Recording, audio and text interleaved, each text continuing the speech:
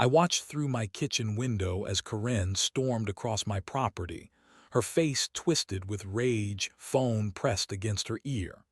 Behind her, two police cars pulled into my driveway. My heart pounded as I realized what was happening. She was calling the cops on my own land, the same land my grandfather had left me, the same lake that had been in my family for 3 generations. Just 20 minutes earlier, I had told her that her son could no longer use my private lake for his weekend parties. 20 minutes earlier, I had tried to reclaim what was rightfully mine. Now, as I watched the officers step out of their vehicles, I felt my world collapsing. Corinne pointed directly at me through the window, her mouth moving rapidly, spinning her web of lies. That was the moment I realized I was not dealing with just a difficult neighbor. I was dealing with someone who would destroy me to get what she wanted. My name is David, and this is the story of how I almost lost everything to a woman who believed the world owed her whatever she wanted. I inherited my ranch from my grandfather when I was 28 years old. The property sits on 200 acres of rolling hills in Texas, complete with a crystal-clear lake that has been the heart of our family for over 60 years. Every morning, I would walk down to that lake with my coffee and watch the sun rise over the water. The peace was absolute. Grandpa built his life on this land. He raised cattle, grew crops, and taught me that hard work and respect for the land would always provide. When he passed, he left me not just property, but a legacy. The lake was his pride and joy. He used to tell me stories about digging it out by hand, about the first time it filled with rainwater, about teaching my father to fish on its shores. For the first 5 years after inheriting the ranch, life was perfect. I expanded the cattle operation, invested in better equipment, and slowly built a successful business. The lake remained my sanctuary. I would swim in it during hot summer days, fish in it during quiet evenings, and simply sit by its shores when I needed to think. The change began when developers started building homes on the land surrounding my property. What used to be endless open fields suddenly became suburban neighborhoods. Houses sprouted up like mushrooms after rain. The developers called it Meadowbrook Estates, marketing it as luxury living with a rural feel. At first, I welcomed the new neighbors. More people meant more potential customers for my beef, and I had always been a friendly person. When they formed a homeowners association, I joined without hesitation. The HOA seemed reasonable.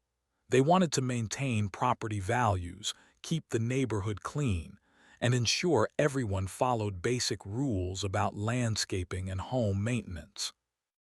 I attended the first few meetings, paid my dues, and followed their guidelines. My property was well maintained, my buildings were in good repair, and I kept my section of the shared road clear of debris. I believed in being a good neighbor.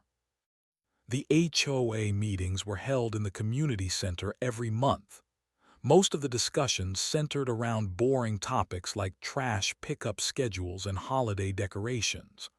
I would listen politely, vote when asked, and drive home to my peaceful ranch. During those early meetings, I noticed that most of my neighbors worked regular jobs in the city.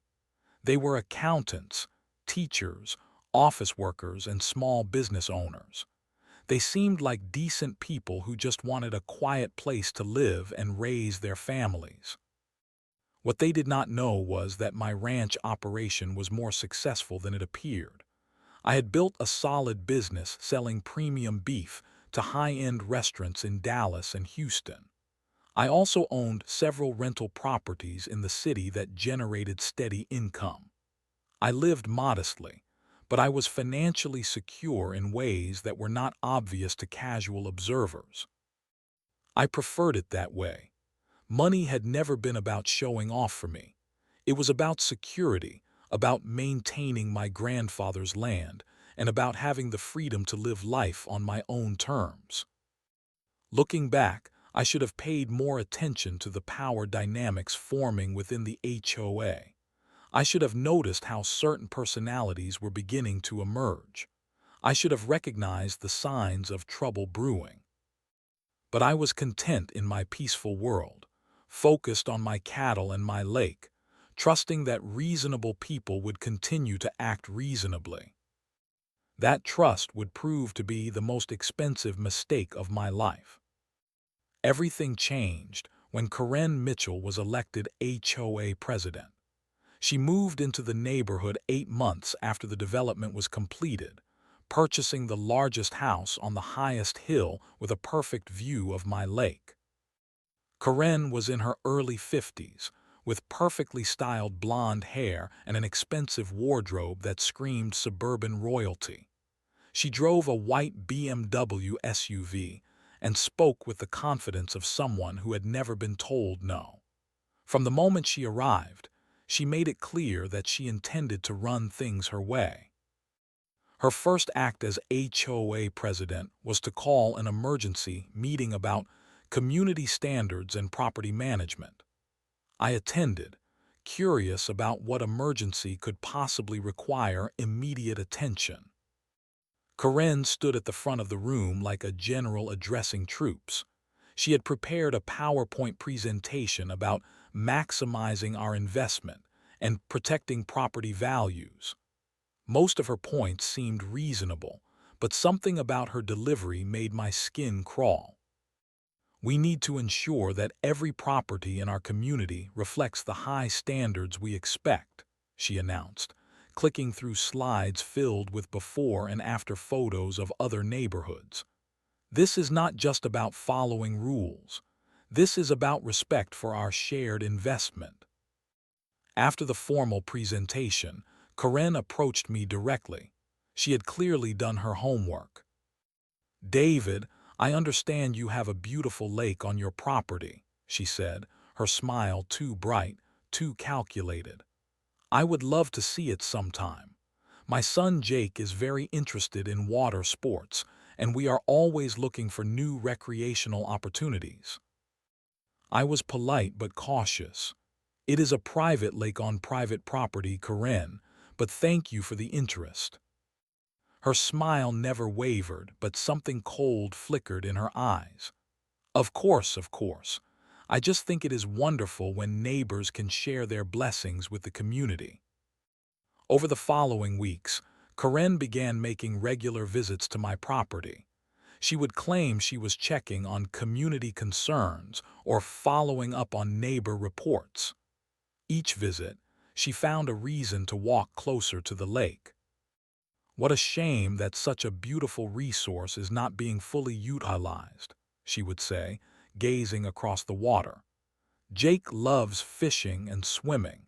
He is 26 years old and still living at home while he figures out his career path." I met Jake during one of these visits. He was a tall, soft-looking young man who spoke very little but constantly checked his phone. When he did speak, it was to complain about how boring the neighborhood was or how there was nothing to do. "Mom, this lake is perfect," he said during one visit, not bothering to address me directly. "We could set up a dock, maybe get some jet skis. This place could be really cool." Karen beamed at her son like he had just solved world hunger. "Jake has such wonderful ideas about recreation and community building." The visits became more frequent. Karen started bringing other HOA board members, pointing out how my lake could be better integrated into the community. She began making subtle suggestions about shared access and community activities. "I have been thinking," she said during one particularly aggressive visit, "about how we could organize community events around your lake. Fishing tournaments, swimming lessons for the children, maybe even small weddings. It would be such a wonderful way to bring everyone together." I maintained my polite but firm position. "Karen, I appreciate the ideas, but this is private property. The lake has been in my family for 60 years. Oh, I completely understand family history, she replied, but her tone suggested she understood nothing at all. I just think that when you have been blessed with such a resource, sharing it with the community shows real leadership. The pressure intensified when Karen began making pointed comments during HOA meetings about community spirit and neighbors who go above and beyond. She would praise other residents for small gestures, while making it clear that some people were not living up to expectations. "We have neighbors who organize block parties," she would announce during meetings, looking directly at me. "We have neighbors who open their homes for community gatherings. And then we have neighbors who could do so much more to contribute to our wonderful community." The final straw came during a meeting in late October. Karen had prepared another presentation, this time specifically about underutilized community resources. She had somehow obtained aerial photos of my property, including detailed shots of my lake. "As you can see," she said, pointing at the images projected on the wall, "we have a beautiful body of water right here in our community that could provide recreation for dozens of families. Swimming, fishing, boating, community events. The possibilities are endless." She turned to face me directly, her smile sharp as a blade. "David, I think it is time we had a serious conversation about how you can share this gift with your neighbors. After all, we are all part of the same community now." The room fell silent. Every eye was on me. I felt the weight of their expectations, their desires, their sense of entitlement to something that belonged to my family. That night, I made a decision that would haunt me for months to come. I spent 3 sleepless nights wrestling with Karen's demand. The pressure from the HOA meetings was constant, and I found myself avoiding my neighbors, dreading every interaction. The peace of my ranch had been shattered by the weight of their expectations. My biggest mistake was believing that generosity would solve the problem. I convinced myself that if I gave them limited access to the lake, Karen would be satisfied and leave me alone. I thought I could buy peace with compromise. I was wrong about everything. On a cold November morning, I called Karen and asked her to meet me at my house. She arrived within an hour, bringing Jake and a folder full of papers that made my stomach drop. "David, I am so glad you have decided to be reasonable about this," she said, settling into my kitchen chair like she owned the place. "Jake and I have been researching the legal aspects of community lake access, and we have some wonderful ideas."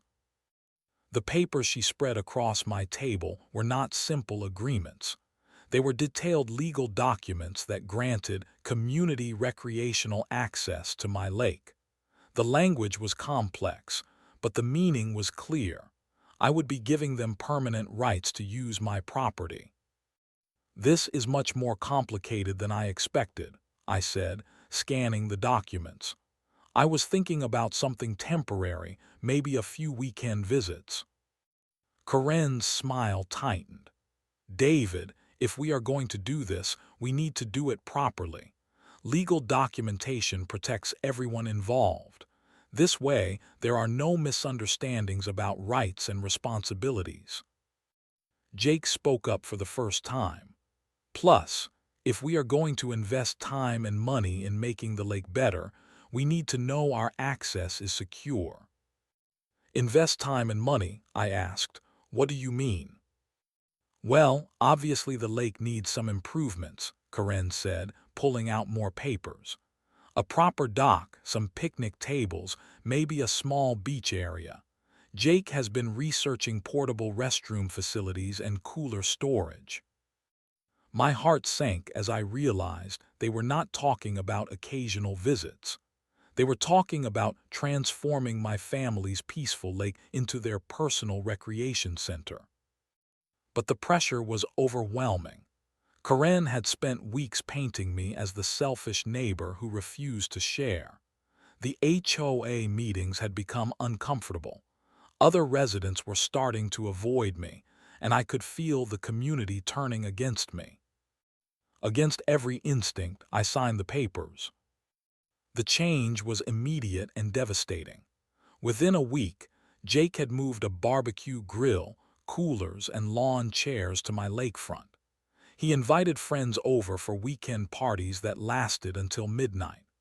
The peaceful mornings I had cherished for years were replaced by loud music, shouting, and the constant sound of people who treated my property like a public park. Karen acted like she had won a war. She would arrive unannounced with groups of people, giving tour of community lake access, and pointing out all the improvements they planned to make. She spoke about my lake like it belonged to her. The environmental damage began immediately. Jake's friends left trash around the shoreline. They built unauthorized fire pits that scorched the grass.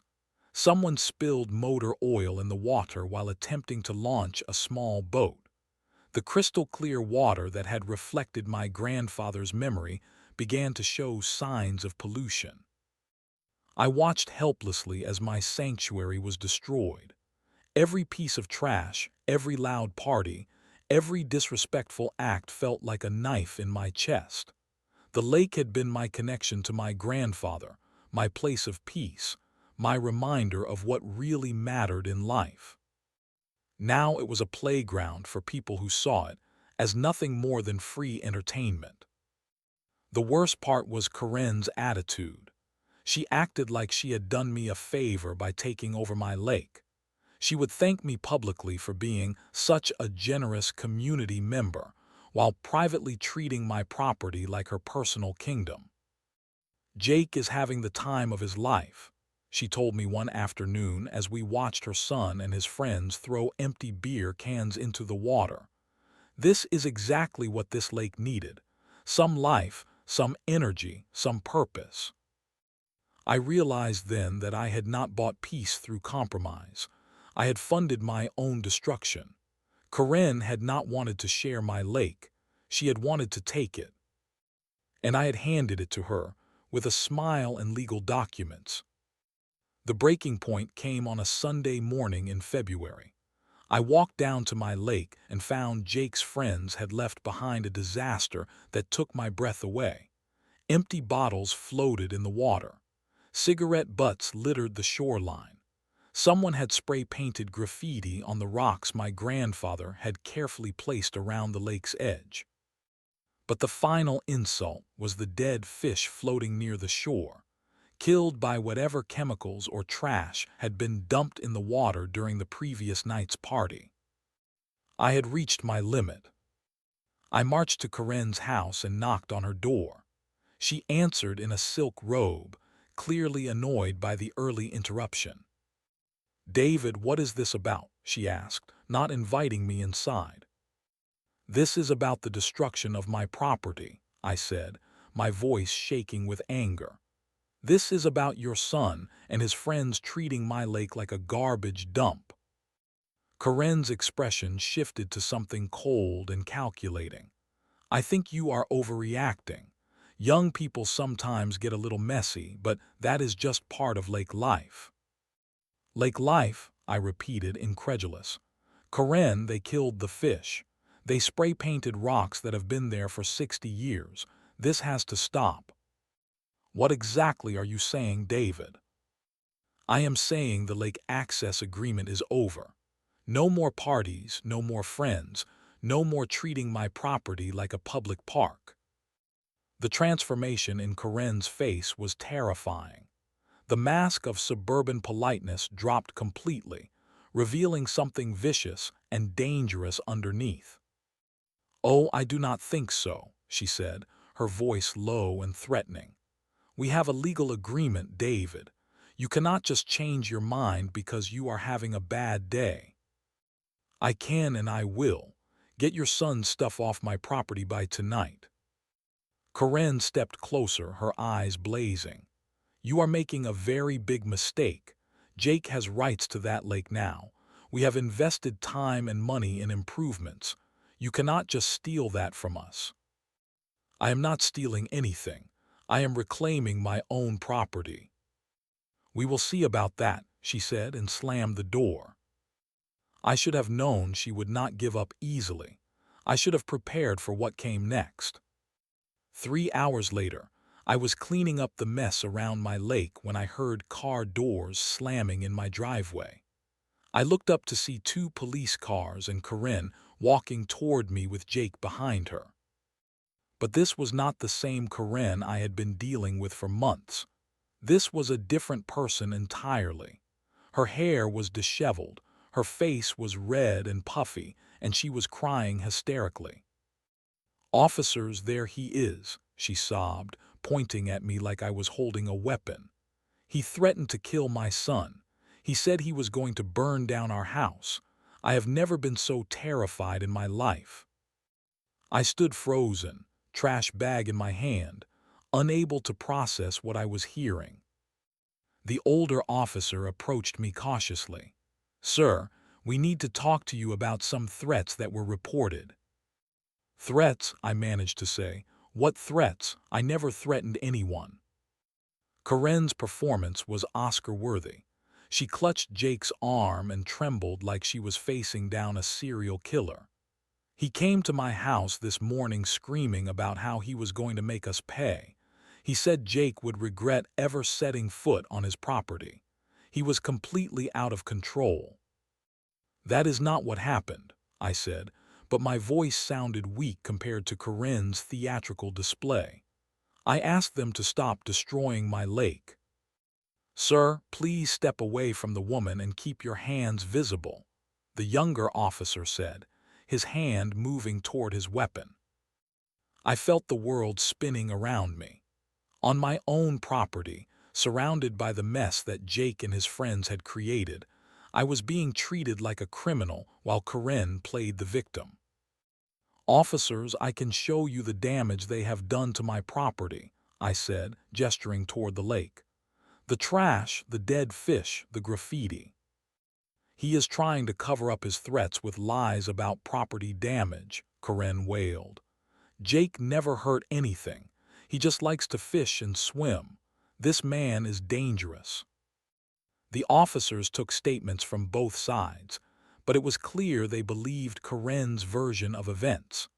Her tears, her trembling, her apparent terror made her story more convincing than my calm explanations. "Sir, we are going to need you to stay away from Mrs. Mitchell and her son," the older officer said. "No contact, no visits, no confrontations. If you have a legal dispute about property access, you will need to handle that through the courts." As the police cars pulled away, Karen's tears dried up instantly. She looked at me across the distance between us and smiled the most chilling smile I had ever seen. "This is just the beginning, David," she called out. "I told you that you were making a big mistake."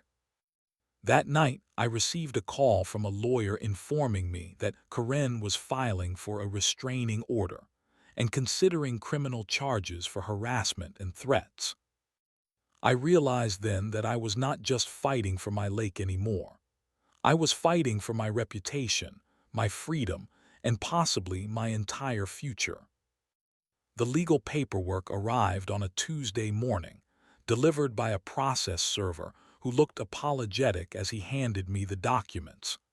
Karen was seeking a permanent restraining order, claiming I had made specific threats against her family and was an ongoing danger to the community. Reading through her sworn statements felt like entering an alternate reality.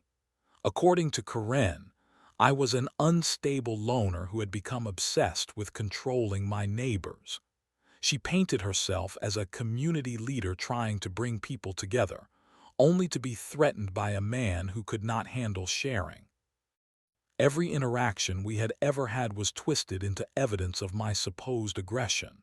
My polite refusals to grant lake access became hostile rejection of community cooperation. My request that they clean up their mess became screaming threats about property damage. Even my attendance at HOA meetings was characterized as intimidating behavior toward other residents. But I was not the same person who had signed that lake access agreement. Months of watching my property be destroyed had changed me. The humiliating police incident had awakened something in me that had been sleeping for too long. I hired a lawyer, but I also decided to conduct my own investigation. I had built a successful business by understanding people, analyzing problems, and finding solutions. I would approach this situation the same way. My first discovery came when I started documenting the actual damage to my lake. I took hundreds of photographs, collected water samples, and cataloged every piece of trash and graffiti. But more importantly, I started paying attention to the dates and times of the incidents. The pattern that emerged was revealing. The worst damage always occurred on weekends when Jake hosted his parties. But Karen's complaints to the HOA about my aggressive behavior were always filed on the Monday or Tuesday following the worst incidents. She was creating a timeline that made it look like I was retaliating against their innocent use of my lake, when the truth was exactly the opposite. I began attending every HOA meeting, but this time I listened carefully to the dynamics. I watched how Karen manipulated discussions, how she used her position to control information, and how she had cultivated allies who supported her without question. But I also noticed the people who stayed quiet during meetings, the neighbors who avoided eye contact when Karen spoke, the residents who seemed uncomfortable with her aggressive leadership style. I started reaching out to these people individually, and what I discovered shocked me. Margaret Torres, who lived 2 streets over, told me that Karen had threatened to fine her family for having a vegetable garden that was inconsistent with community standards. The garden had been there when they bought the house. Bill and Susan Chang revealed that Karen had tried to force them to remove their cultural decorations during Chinese New Year, claiming they were too exotic for the neighborhood aesthetic. Most disturbing was the story from elderly Mrs. Henderson, who lived alone in a small house near the community entrance. Karen had been pressuring her to sell her property to a developer, suggesting that her inability to maintain her yard was bringing down property values.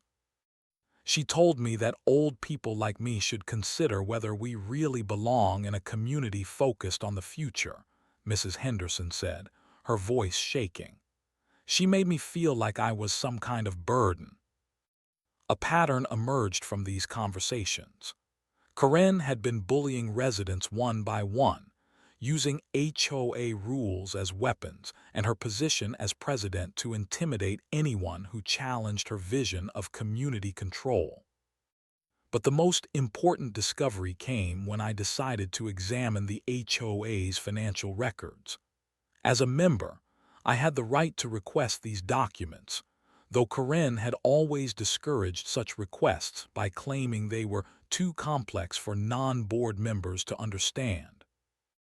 When I finally received the financial statements, I understood why Karen had been so protective of them. The HOA budget was a mess. Funds had been mismanaged, expenses were poorly documented, and several large expenditures had been approved without proper member votes. But what caught my attention was a series of payments to community improvement consultants that totaled nearly $20,000. I did some research and discovered that these consultants were actually companies owned by Karen's family members. She had been funneling HOA money to herself while claiming to work for the community's benefit. But the real revelation came when I dug deeper into the HOA's founding documents and discovered something that Karen clearly had not understood when she decided to wage war against me. The original developer had structured the HOA in a way that gave voting power based on property value and community investment. Because my ranch was by far the largest and most valuable property in the community, and because I had been making significant improvements over the years, I controlled nearly 30% of the voting power. Combined with the residents I had been talking to, I had more than enough support to call for Karen's removal and a complete audit of the HOA's finances. Karen had been so focused on taking my lake that she had never bothered to understand who she was really fighting. She had picked a war with someone who could destroy her completely. The special HOA meeting was scheduled for a Thursday evening in March. Karen had no idea what was coming. I had spent weeks carefully building my case and securing support from other residents. Margaret Torres agreed to speak about Karen's harassment regarding her garden. The Chang family prepared a presentation about cultural discrimination. Mrs. Henderson, despite her fear, agreed to testify about Karen's attempts to force her from her home. But the real ammunition was the financial audit I had commissioned from a professional accounting firm. The results were devastating. Karen had diverted over $30,000 in HOA funds to fake consulting companies. She had approved expenditures without proper votes. She had created a secret fund for special projects that appeared to exist solely for her personal benefit. Most damaging was the discovery that she had been billing the HOA for her son's various activities, including equipment rentals, party supplies, and even fuel for his boat outings on my lake. I arrived at the community center 30 minutes early and watched as residents filed in.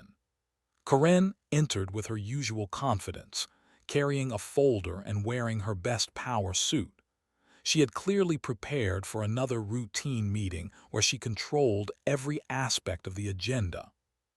She was about to learn that some things cannot be controlled. "Good evening, everyone," Karen began, calling the meeting to order. "We have several important items to discuss tonight, including new landscaping requirements and updated community standards." I stood up before she could continue. "Point of order, Karen. I am calling for an emergency vote regarding HOA leadership and financial management." Karen's smile faltered. "David, that is not on tonight's agenda. You cannot just—" According to Article 7 of our HOA bylaws, any member representing 20% or more of the voting power can call for an emergency leadership review," I interrupted, pulling out my copy of the governing documents. "I represent 28% of the voting power in this community." A murmur rippled through the room. Most residents had no idea about the voting structure or my actual influence within the organization. Karen's face went pale, but she tried to maintain control. "Even if that were true, you would need to provide proper notice and documentation." "I have provided proper notice through certified mail to all board members," I said, handing copies to each board member present. "And I have documentation of financial irregularities that require immediate community attention." I had prepared for this moment like a military operation.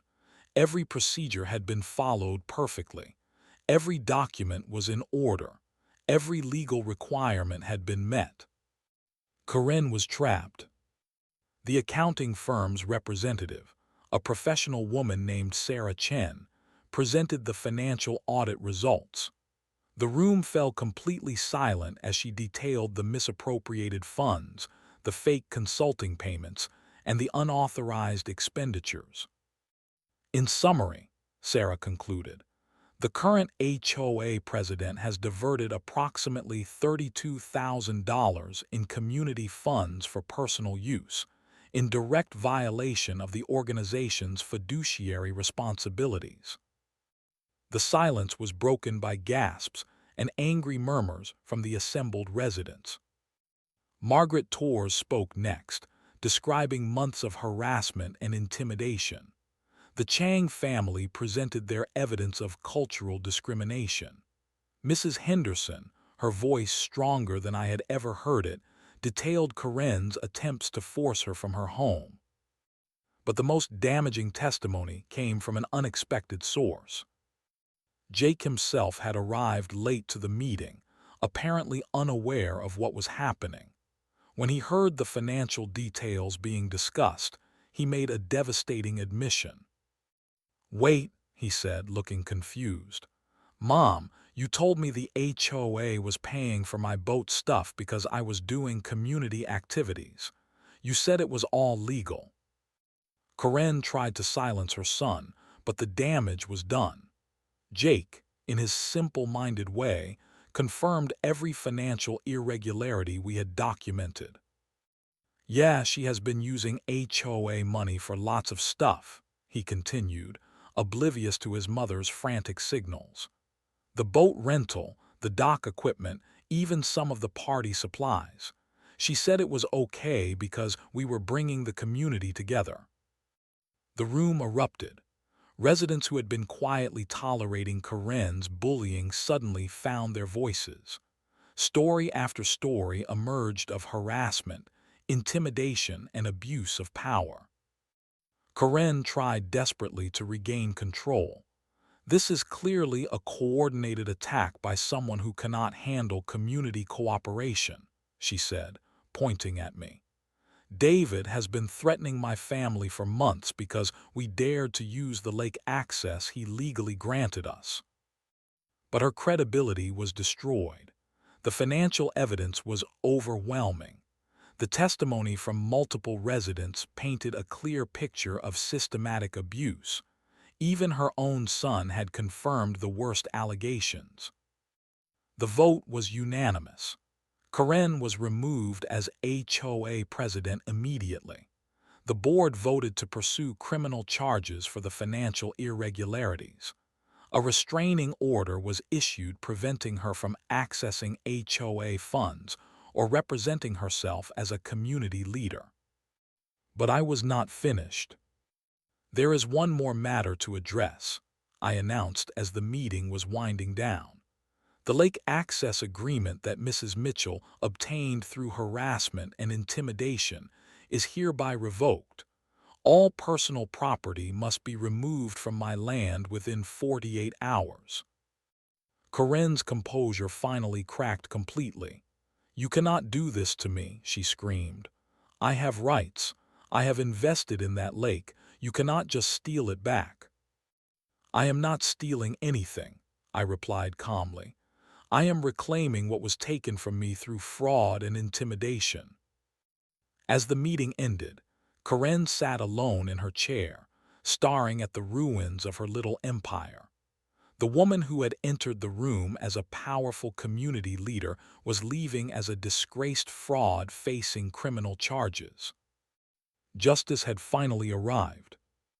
The aftermath was swift and complete. Karen faced criminal charges for embezzlement and fraud. The district attorney's office took the case seriously, especially given the amount of money involved and the number of victims who came forward. The legal system that Karen had tried to weaponize against me turned its full attention to her crimes. The same police department that had treated me like a criminal now investigated her financial fraud with the same thoroughness she had demanded for her false accusations. Karen's house went up for sale within a month. The legal fees, restitution payments, and criminal fines had destroyed her financially. Jake, finally forced to face reality without his mother's enabling, moved in with relatives and started working at a warehouse job. The lake access agreement was declared void due to fraud and coercion. I spent weeks cleaning up the damage, removing trash, and restoring the natural beauty that had been destroyed. The dead fish were replaced by healthy populations. The spray-painted rocks were cleaned or replaced. The crystal-clear water returned. But the real transformation was in the community itself. With Karen gone, the HOA became what it was originally intended to be: a cooperative organization focused on maintaining property values and community standards through fair, reasonable policies. Margaret Torres became the new president, elected unanimously by residents who were eager for honest leadership. The cultural discrimination ended. Mrs. Henderson was welcomed as a valued community member whose garden became a neighborhood treasure. The financial recovery took longer, but we eventually reclaimed most of the stolen funds through legal action. The money was used for genuine community improvements, better lighting, road maintenance, and a small park that everyone could enjoy. As for me, I learned valuable lessons about boundaries, manipulation, and the importance of standing up to bullies before they gain too much power. I also learned that sometimes the people who seem most powerful are actually the most vulnerable when their lies are exposed. The lake is peaceful again. I sit by its shores every morning with my coffee, watching the sun rise over water that reflects nothing but natural beauty. The sound of my cattle grazing in the distance reminds me of my grandfather's legacy and the importance of protecting what matters most. Karen's attempt to steal my family's heritage had failed completely. But more than that, her downfall had freed an entire community from the tyranny of someone who believed that power gave her the right to control other people's lives. Sometimes justice takes time to arrive, but when it does, it is absolute. The ranch is paradise again, and it always will be.